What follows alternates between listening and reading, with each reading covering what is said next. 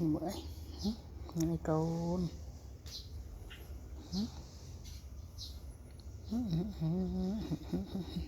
là mày bòn tao nào bạc mày bòn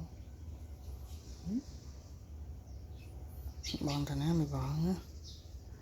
bòn bài vậy đó mà chạy đừng cầm lắm lại như đây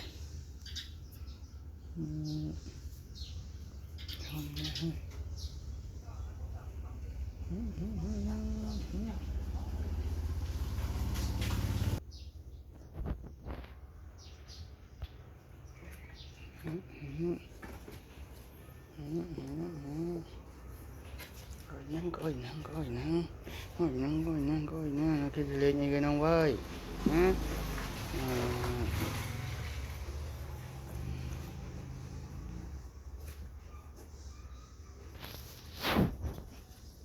mà lên lên lên sao lại lên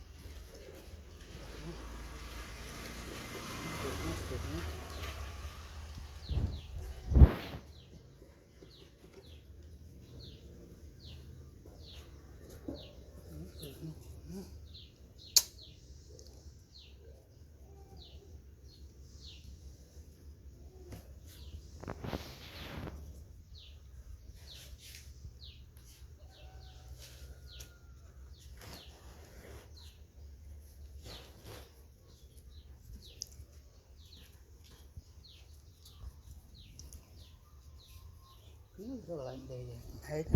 nó sấy này nhỏ thế đấy